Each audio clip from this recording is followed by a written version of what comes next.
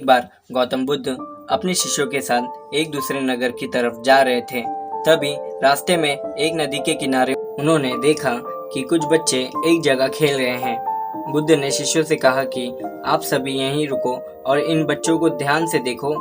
बुद्ध और उनके शिष्य वहीं रुके गए और बच्चों को देखने लगे। सही बच्चे रेत का घर बनाकर खेल रहे थे। बुद्ध और उनके शिष्यों ने देखा कि सही बच्चे एक दूसरे से बड़ा घर बनाने के होड़ में थे। तभी एक बच्चे का पैर दूसरे बच्चे के घर पर लग जाता है और वह घर गिर जाता है। यह देख वो बच्चा गुस्सा होकर उसका घर भी तोड़ने की कोशिश करने लगता है और दोनों आपस में लड़ने लगते हैं। आखिर में उस बच्चे का घर तोड़ने के बाद वो बच्चा संतुष्ट हो जाता है। उसे तसल्ली होती है कि उसने उसका घर तोड़कर अपना बदला ले लिया। फिर वो शांत होकर वापस से दोनों बच्चे अपना घर बनाने लगते हैं। गौतम बुद्ध और उनके शिष्य वहीं खड़े होकर ये सब देख रहे होते हैं। बच्चे अपने में इतना मग्न होते हैं कि उनकी नज़र बुद्ध और उनके शिष्यों पर नहीं जाती। तभी वहाँ एक औरत आती है और कहती है, तुम्हारी माता तुम्हारी प्रतीक्षा कर रही होगी और तुम सब यहाँ खेल रहे हो। सही बच्चे चौंक कर देखते हैं तो शाम हो चुकी होती है और अंधेरा होने लगा था। सभी बच्चे अपने अपने घरों पर कूदकर उन्हें तोड़ने लगे। उस समय किसी बच्चे ने ध्यान नहीं दिया कि किसका घर टूट रहा है। वो सारे घर तोड़कर उसी रेत पर भागते हुए अपने अपने घर चले गए। ये देख महात्मा बुद्ध ने अपने सबसे शिष्यशाली पुत्र से कहा, शिष्यशाली पुत्र, तुम मुझे बताओ तुमने यहाँ क्या देखा।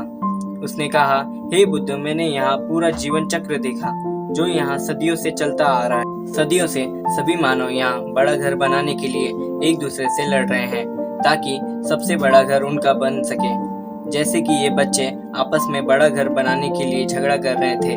जब कोई हमसे बड़ा घर बना लेता है या अधिक संपत्ति जमा कर लेता है तो हम उससे नष्ट कर देना चाहते हैं ताकि वो बर्बाद हो जाए और इन बच्चों की तरह झगड़कर बैर कर लेते हैं। हम सारा जीवन इसी काम में निकाल देते हैं। जैसे ये बच्चे सुबह से शाम तक घर बनाते हैं और अंत में सारा समय ऐसे ही बर्बाद हो जाता है और हमारे सारे रिश्तेदार, संपत्ति, धन सभी यहीं रह जाते हैं और शाम हो जाती है।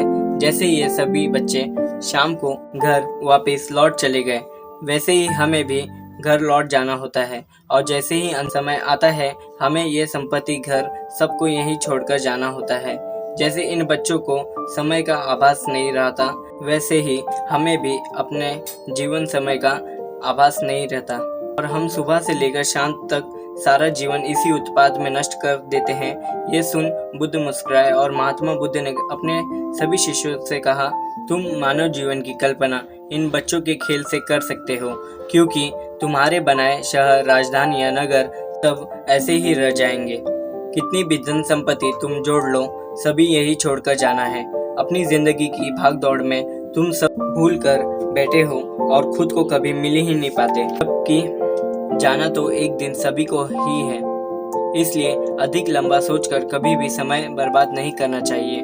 वर्तमान में जो जीवन है उसे पूर्ण रूप से जीना चाहिए और पूर्ण रूप से तब नहीं जी सकते जब तक जीवन को तुम ध्यानपूर्वक नहीं देखोगे और समझोगे कि जीवन क्या है।